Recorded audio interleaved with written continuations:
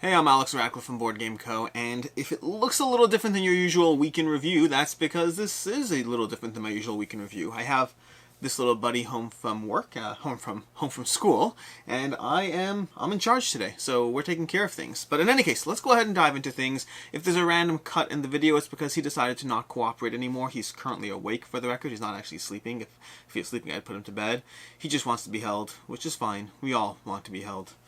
Just he actually gets what he wants. But in any case, let's go ahead and dive into this. We'll have the usual timestamps and all those things lying around.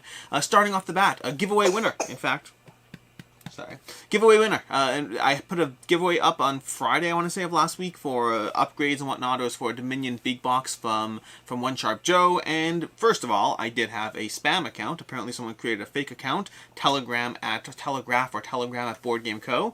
and proceeded to tell about like 80 people that they won and that they should message him. And most of them just emailed me like I said to do. And I had a lot of winners for that insert who didn't actually win, which is not the funnest moment to tell people that they didn't win. It's really not the funnest moment, but I had to do so. But in any case, today's winner, which will actually, I've since blocked the account obviously, also never pay someone money over the internets for something that you supposedly won. That's never a good thing, unless I ask you to pay for shipping for international, in which case, pay me money, but only to alex@boardgameco.com, not to any other ways I got a hold of you. In any case, the winner for the Dominion insert is Zacharie Beauchemin, I think. Zacharie Beauchemin.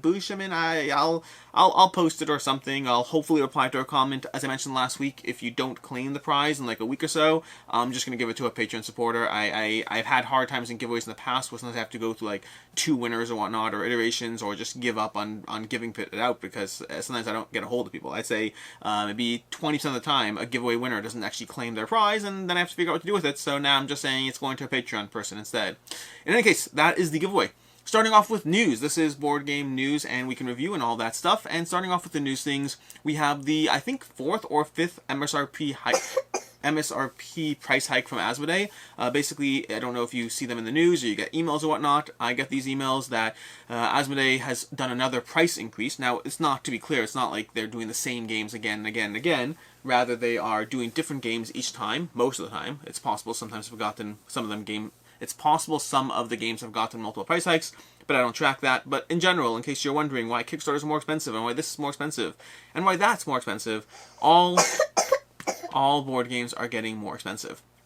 From there, we had Board Game Geek hits 3 million users, which is a pretty insane number when you think about it. 3 million users is just a lot of people. I think it was maybe 6 years ago that it hit 2 million or 1 million. I don't actually remember. It's hit a lot of users. Maybe it hit 1 million 6 years ago. It's been getting a lot of users. Hey, buddy, you want to stop or should you want to keep going? Should I keep holding or you want to play? Okay, fine. Sounds like a plan. So that's Board Game Geek. Hits 3 million users. Then we have Brandon Sanderson. Speaking of millions, Brandon Sanderson hit 15 million day 1 on a Kickstarter for 4 surprise books, in case you're interested. It's geek adjacent, so I figured I would talk about it, and also I like Brandon Sanderson. I like The Reckoners, by the way. The Reckoners, the board game from Brandon Sanderson. See, now I made it board game related, so you can't fault me. But anyways, 15 million on day 1, which is pretty insane. Most board game Kickstarters would be pretty happy with that, even if it wasn't day 1. But it's pretty cool. And that's basically that. It's a Kickstarter for 4 books that he already wrote, plus apparently, depending on the level you get, potentially a book every single month, and there's options for Kindles or whatever, digital books, there's options for physical books, all those things in case you're interested. I like Brandon Sanderson.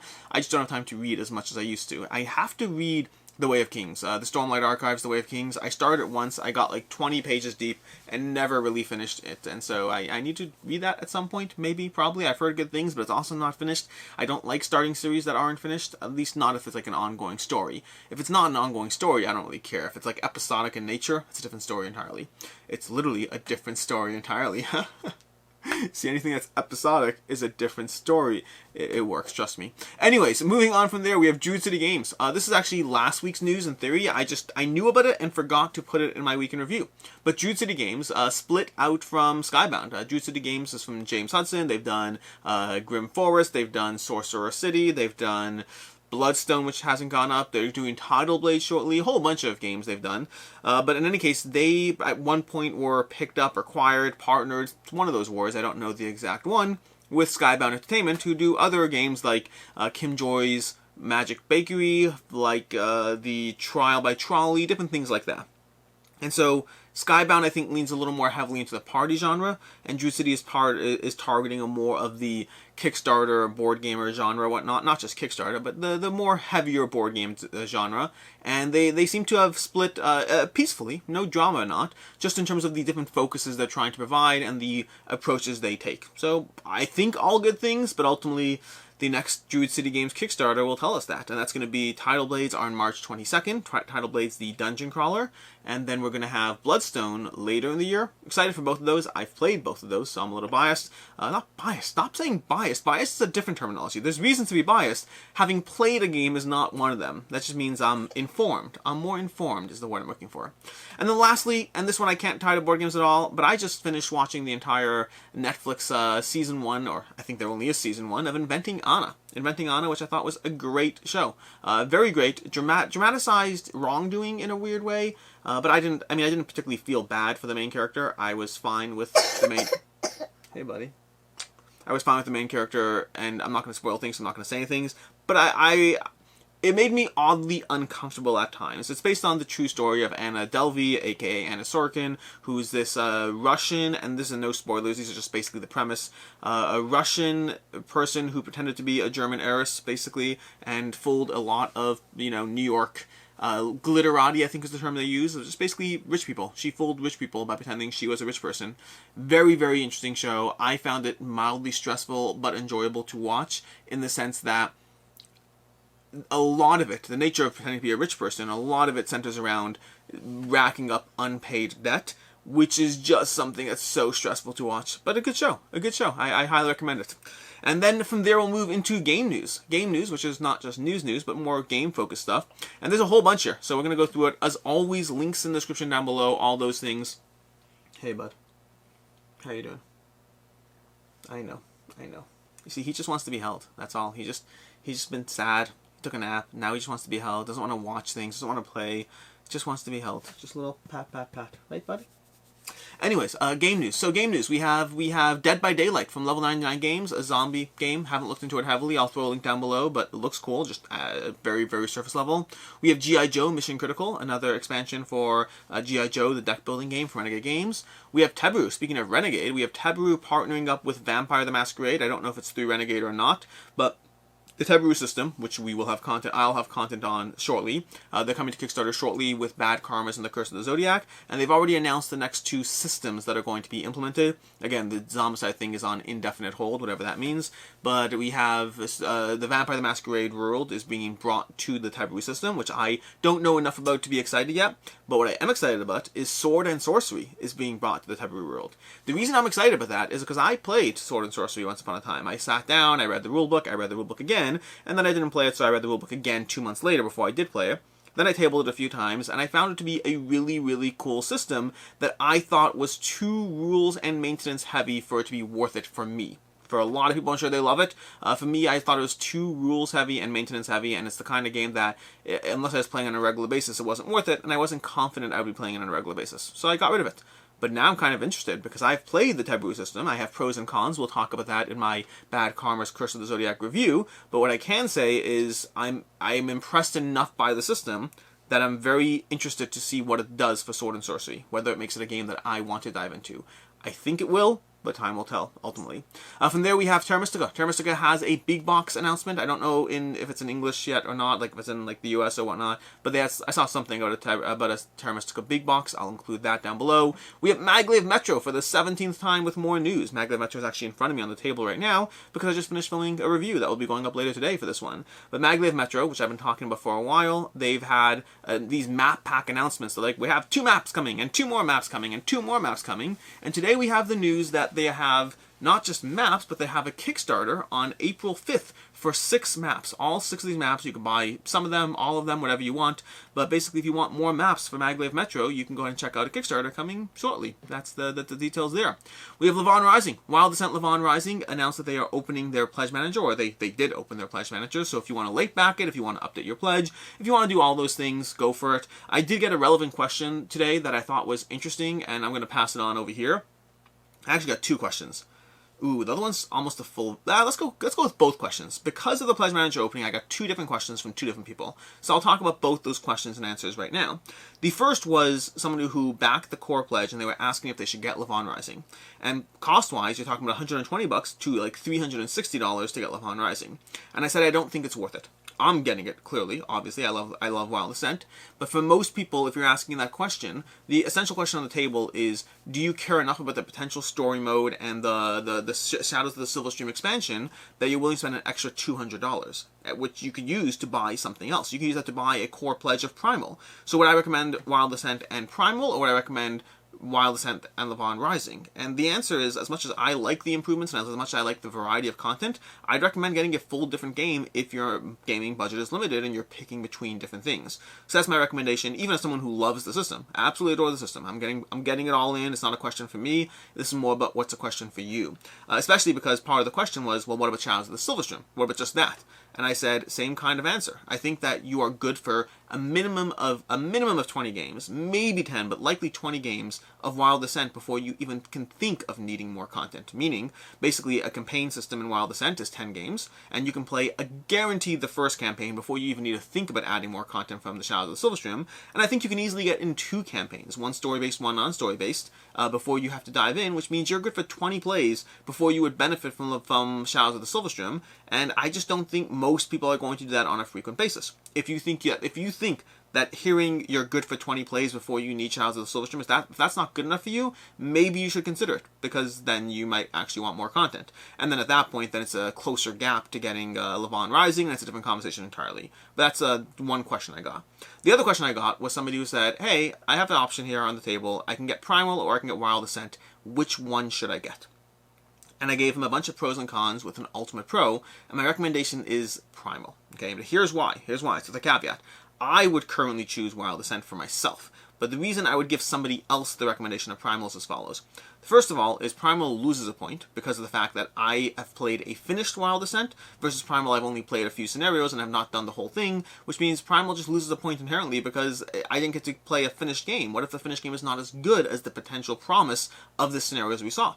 It's a reasonable question, right? And so that's a point against Primal. I thought the decision-making within the game is better in Primal, so Primal gets a point for that. The decision-making of how to spend your cards, similar system to what you're doing in Marvel Champions. I found the decision space there was better, and I liked it more, so point Primal. A point for Wild Ascent, in the sense that I thought the upgrading in between games, at least from what I saw, was better in Wild Ascent, so that's a point for Wild Ascent. I had another point for Wild Ascent that I don't remember offhand. I think I gave like 2 more points to Wild Ascent. I don't remember what they were. I wasn't planning on talking about this in the video. I just happened to talk about it. Yeah, bud. And then the reason, though, after giving all these points towards Wild Ascent, the reason I ultimately gave the recommendation to Primal is because I think while both systems have generally been well received by a lot of people, I think generally Primal has been received with more hype. If you look at things like One Stop Co-op Shop, if you look at King of Average, if you look at Jeremy Howard, and some of those people liked Wild Ascent, but even within that, I think the hype for Primal has been better. For me, I would currently choose Wild Ascent, mainly because of point 1. Wild Ascent is a finished game that I've played and enjoyed, and Primal was the taste of a finished game that I've played and really enjoyed. So that's my overall answer there, in case you're considering between the two. This is not a planned discussion, this is just happening. From there, we have V-Sabotage. V-Sabotage, previously known as V-Commandos, they announced that they are available on Tabletopia. In case you're interested there, you can play it on Tabletopia now. We have Dice Miner is on Sovereignty, so if you've ever played Sovereignty, Dice Miner is just released, so you can try that out over there. I should go and try that. I should get a play in. I think they have a solo mode there, and I want to try Sovereignty, so I should play it myself. We have the Loop expansion from Pandasaurus Games. They announced an expansion to the Loop, which is one of their more popular cooperative games that came out last year.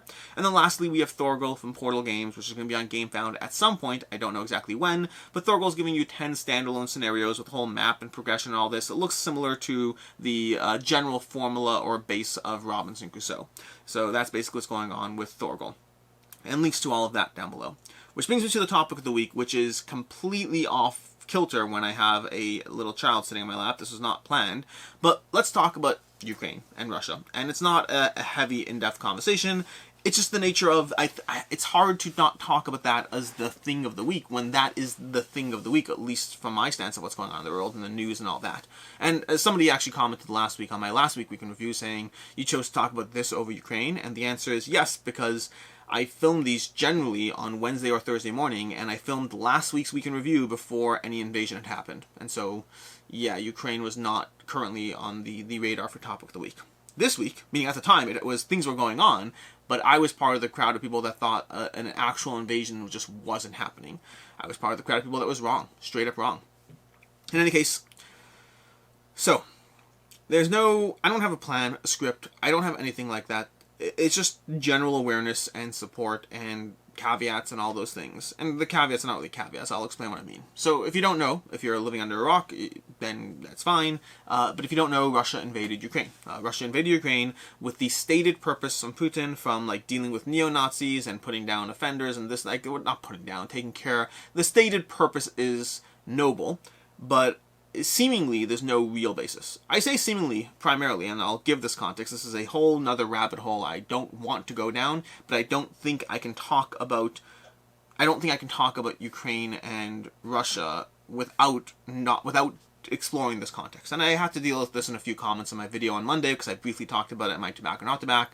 But first of all, some general basis is, if you all remember, there was a whole thing around, Israel and Palestine, and not that far ago, maybe, 7 months ago, 8 months ago, and that's an ongoing thing. And I was very silent during that whole incident because, speaking frankly, I am someone who supports Israel in that discussion. I understand that whoever I'm talking to right now, whichever you are, you may or may not, and I understand that. And that's fine. That's a conversation we can or can't have depending on whatever. But I didn't speak up then because I don't want to, set my own head on fire, so to speak. I don't want to dive down. I don't mind having a conversation with anyone one-on-one. It's just hard to take a public stance that isn't the popular one, because then I have to talk to a whole bunch of people, which isn't my goal.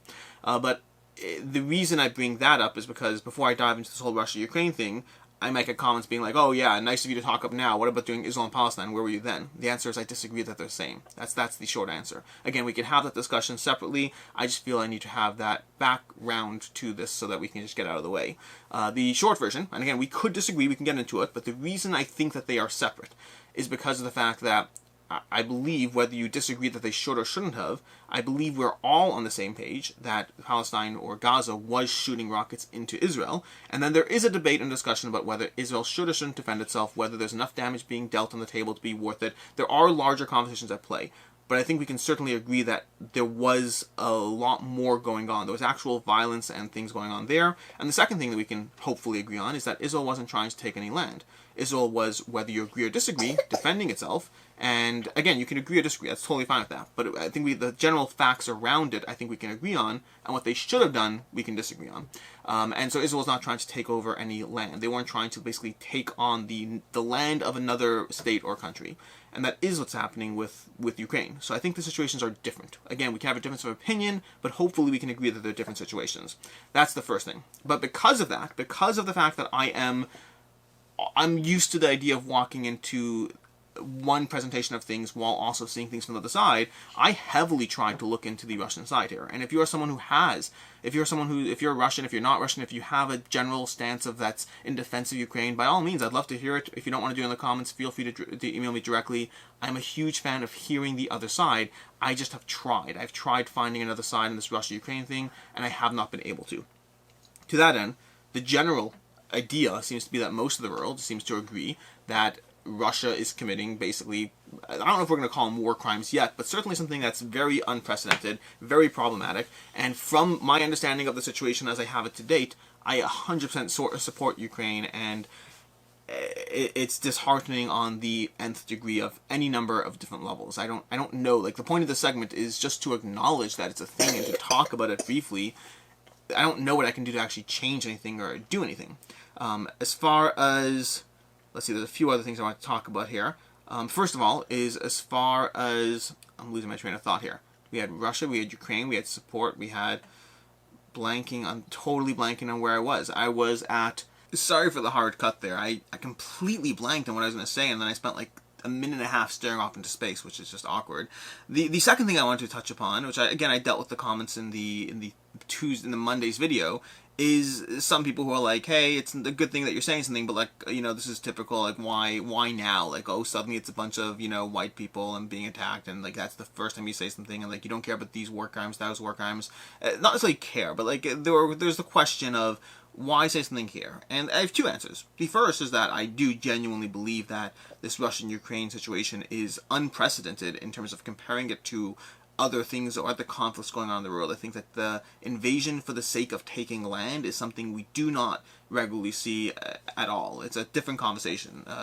That's my belief. You can disagree or agree, but I think it's totally different, and I think it's false equivalencies to say that they're the same.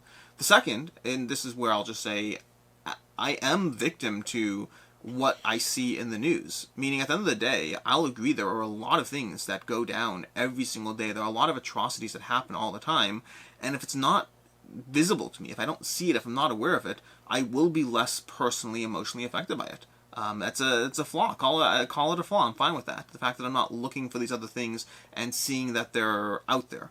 100% things happen that are bad all the time. This is the one that's present at the moment. This is the one that's in my face at the moment. This is something I see the horrors of at the moment. Are there other things that at times I should be bringing up or talking about or acknowledging their reality? Very possibly. I'm not going to say I shouldn't. It doesn't take away from the fact that there's nothing wrong with talking about this one.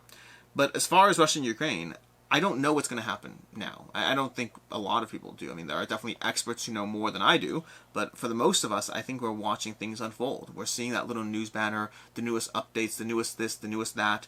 And by the time you watch this, things could be drastically different. I don't know. It's entirely possible that things will have gone better or worse. I don't know what's happening. What I do know is that Putin's plans of taking over Kiev seem to have seriously stalled. There's a huge convoy of military vehicles just lined up that were not planned for this level of resistance.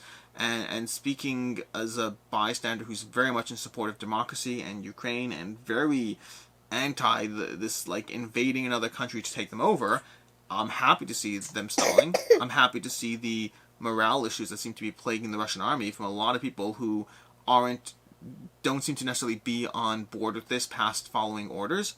And a big point worth mentioning is Putin is not Russia, is not Russians. I can't speak for the mindset behind any individual person and what they do and don't support. If you are someone who is for Putin's invasion, again, I genuinely want to hear from you, just because I like understanding the other side, to understand what the framework or mindset is. Versus past that, whether you support it or not, this is not meant to be an attack on an individual person in the slightest. From what I see, from what I know, this is a horrific thing that is happening right now, that a power-hungry dictator is taking over, or trying to take over, and failing currently. I'm a little nervous for what happens next, just from a stance of when somebody is like that. I think failure is as problematic as success. Failure can put him on this pathway of embarrassment, and what does that mean next if you feel you have to at all odds, even while the rest of the world issues sanctions and tries to cut him off. And I mean, I'm somebody that does feel that the U.S. should be doing more. I don't know what they should or shouldn't. I'm not a military expert. I am fully acknowledging that I'm ignorant to a large degree in this arena, but on a personal, non-informed level, I feel the U.S. should be doing more than a handful of sanctions. I feel that every single I mean, we're talking about democracy. We're talking about democracy being attacked. I mean, it's again, I feel it's genuinely unprecedented in what's going on, and both as a concept and to the individuals in Ukraine, like both on a micro and on a macro level, I think it is incredibly sad what's happening right now. And I hope that it gets resolved, ideally in Ukraine's favor, sooner rather than later. That's really what it is. I mean, I've seen a lot of publishers, a lot of board game people, from Portal Games, from Jamie Stegmaier had a great post. I'll try to link to those down below. From Go On Board, from The Witcher. A lot of companies and people have put out various statements in support of, well, Ukraine, and I'm incredibly happy to see that, because I think it's mind-bending what's happening right now. And it's like, I mean, like, how many once-in-a-lifetime things can you live through? And this is one of them. We have the pandemic, we have this, we have whatever. Like, it's, yeah, I don't have, there's no major takeaways here. There's none. It's just, I want to say something because I feel like ignoring it is not a good thing. I feel like talking out in support of Ukraine is a good thing, even if my support is meaningless past the words I say. I don't know what else to do. I just support them, whatever that means on its own level. Where are we going? Are we going? You want to go down? Okay, I'll see you later, buddy. Okay, with that tangent, bye. Okay, let me know if you need me. With that out of the way, let's go ahead and into topic of the week. No, that was topic of the week. Let's go into what I played. The week in review, what I played. A few things here. I didn't cover everything yet. Let me see where I'm up to right now. We have, because I haven't logged all my plays, usually I have not, and usually I go with the last few from memory. So, what do we have? We have Motor City. I got another play of Motor City. We have Rurik Dawn of Kiev. I got another play of that. Amazing game. I got a play last week too. I got another play this week. We have another play of Earth Under Siege Flashpoint. That was a lot of fun. I talked about it in my review this past week. We have Floriferous from Pencil First Games, got into play of that. My Farm Shop from Pegasus Spill. We have Paris La Cite de Lumière, amazing game, love playing it. It's one of my favorites, and I'm very excited when I can pull it out. I played Azul Summer Pavilion, my first time playing the Summer Pavilion version. I still like original Azul and find every other version to be totally fine and not as good. I have not played Queen's Garden yet. We have Detective, The Gaze of the Ghost. It's another one of those little adventure games. Enjoyed it, had fun with it. We had Warp's Edge, which you'll notice on the table over here because I want to dive into it again. A solo game from the Solo Hero series from Scott Alms and Renegade. I played the newest one, Wreckland Run, and I wanted to try this because I also played Under Falling Skies, and I hear this compared a lot in terms of two space-themed solo games that came out roughly the same time. So I hope to play Warp's Edge again this week. We'll see. The Bad Karmas and the Curse of the Zodiac. Got in a play of that. I'll be diving into that one again, and we'll talk about it in a review after that. We have Bandito. Bandida, technically. Played Bandito with my daughter. It's one we've been playing here and there. Played The Lord of the Rings, the card game, revised core set. That's one that I've dove into a few times already, and I'll be doing probably a play this, not that, with that and Marvel Champions. Then we have, speaking of which, we have Marvel Champions. I played Marvel Champions as well. Played that, the card game. Played as, who did I play? I played as Wanda versus Ultron. And I won, which was nice because I like that game. I mean, I don't really care if I win or not. Then I played Illiterati. I got in a few plays of Illiterati for the upcoming Kickstarter. That's where my logged plays end and my memory begins. I played none of these. I played Maglev Metro. I got in a play of Maglev Metro. I got in a play, which is great. I love Maglev Metro, and that's also why it's being filmed, because I wanted to get a few more plays in. I did, and so we're good to go here. I played Splendor Marvel, which is, well, Splendor Marvel. I've played the original Splendor and enjoyed it. I got back Marvel to play that version, and I played that one with my kid and had fun. It's basically Splendor. There's no real difference. I thought there was some gameplay changes. I mean, there's like some gameplay changes, but nothing that really changed anything. But it's fun, and he likes having the superheroes, so I may or may not keep it. It depends on if they ask to play it. Then I got a few plays of Oriflamme. Oriflamme's a fun game. I'm probably saying that wrong, but it was a fun game. It's basically think Citadel's adjacent. I'll probably cover it at some point in another video because I enjoyed it enough to do so. So we'll talk about that. And I think that's what I have so far. Again, I might be missing some things because whatever I don't log usually has to go by memory. But anyways, that's what I played, which brings us to the Week in Review. Week in Review, starting off with Saturday. Saturday, I reviewed Flourish. Flourish from Starling Games. Gave that one a 3 out of 5, and that's with the expansions added. Without the expansion, it was a 2.5. I thought Flourish was okay. Didn't particularly impress me, personally. Then we have Saturday, late on Saturday, we had a Motor City review. Motor City, which is the third game from Fleet and the Dice Game, and then Three Sisters, and Motor City, Motor City. It's another roll and write. I gave it a 4 to 5. Really enjoyed it. If you like those games, I think this is another one to enjoy. If you don't like those games, I don't think this is changing your mind. On Sunday, we had upcoming Kickstarters for March. A whole lot of games I'm very interested in. We have Tidal Blades, we have Encyclopedia. We had Earth Under Siege Flashpoint, although that saw a relaunch already. Although by the time you're watching this, that relaunch already happened, so hopefully it's doing well the second time. They had a shipping snafu the first time round, so they canceled rather than scaring people. Basically, all the pledges were showing a mandatory extra shipping cost that was not accurate, and that was scaring people away. I had a bunch of other Kickstarters that I was excited about in that video, but there were a whole lot. There was like 40 plus links, even once I curated stuff. And a bunch of those, a good 5 or 6 of them, are games I was fairly excited about and well, intrigued to see next. But we'll see. That was Sunday. On Monday, we had 2 back or not to back. Not a whole lot of things I'm actually backing, but Unsettled is definitely one of them, because Unsettled is fantastic. And yeah. And then, by the way, sure enough, Chris George from Room and Board did release 5 reasons not to back Unsettled, and sure enough, as I promised, I showed up on his channel, and then just bantered back and forth with him in the comments, because that is my job. That's my job, to defend Unsettled, apparently. Anyways, on Tuesday we had a bunch of reviews as usual. We had a review for Earth Under Siege Flashpoint. I gave it a tentative 4 out of 5, but it's more first impressions. I went into why in the video, but short version is it's a 4 out of 5, with the tentative part being that I think it'll actually increase. I think it'll become a 4.5, but I need some things to be cleaned up. I need some accessibility stuff. I need it to not be a bunch of a million little bags. I need to see the final version of the game and see whether my complaints, which mostly come down to accessibility, they come down to rule books, to player aids, to the amount of stuff going on the table. I really, really enjoyed the game. I think it's a minimum of a 4, and I think it will grow to a 4.5 once I dive into the final version. But time will tell ultimately.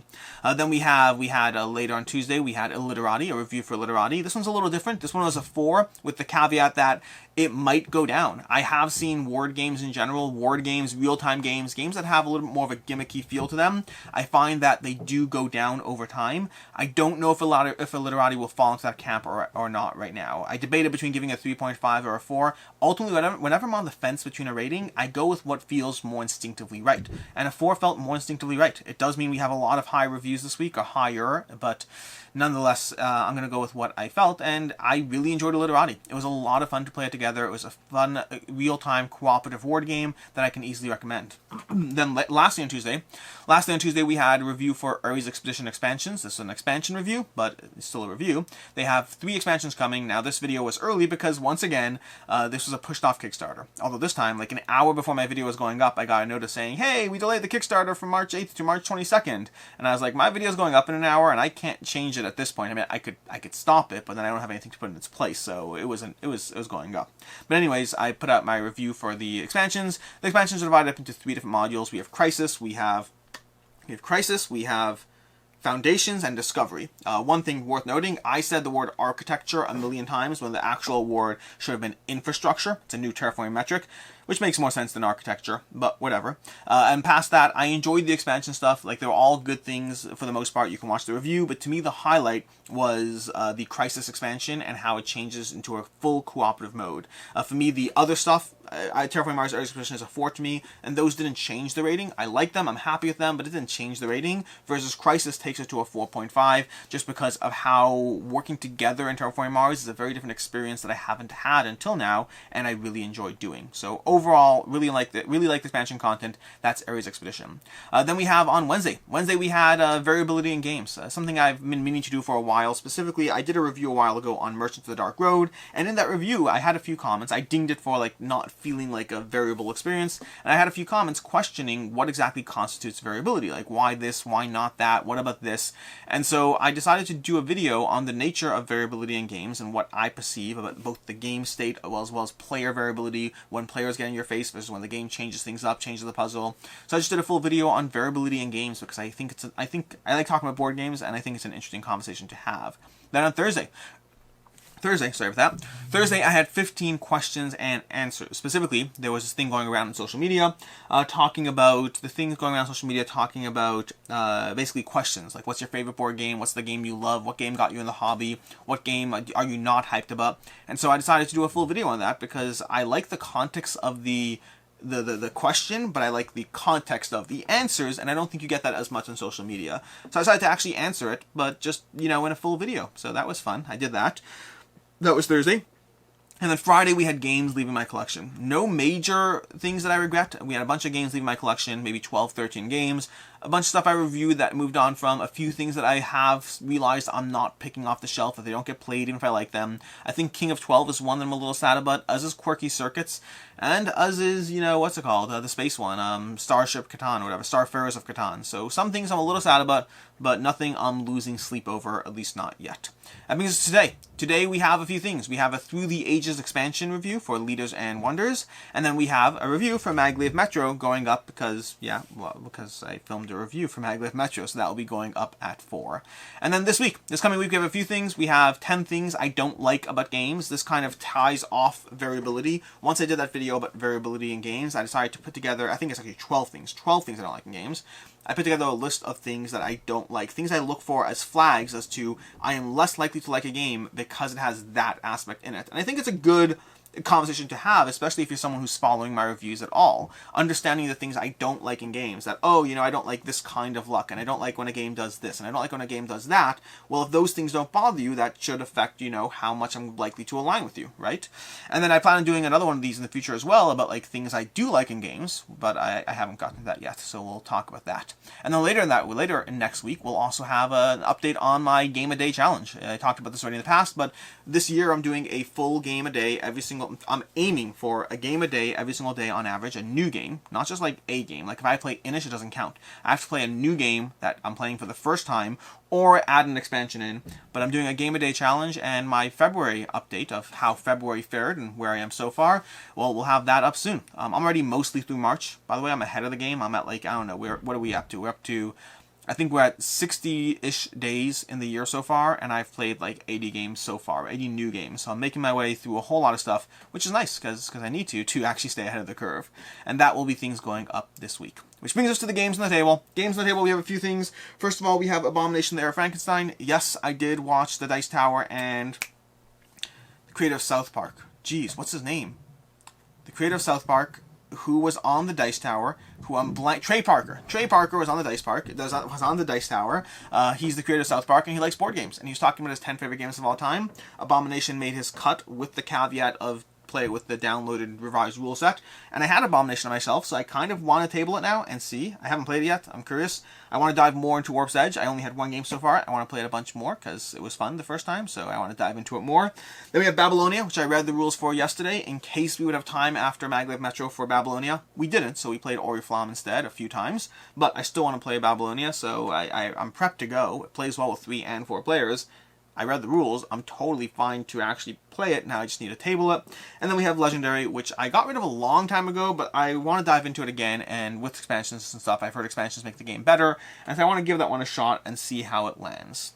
I'm not expecting to be impressed because I don't know. We'll see. We'll have to find out. In any case, that is everything. Hope you're fine with the unexpected guest. And I think this video had 2 cuts in it. One was because I completely blanked for like 3 minutes and stared off into space.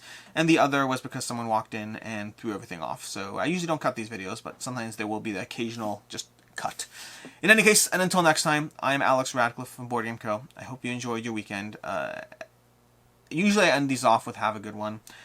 This time I'll end it off with, if you're someone who in any way is in a bad situation, whether it's Ukraine, whether it's a personal situation, whether it's another thing, whatever is happening in the world right now, to you personally, I hope things work out well for you.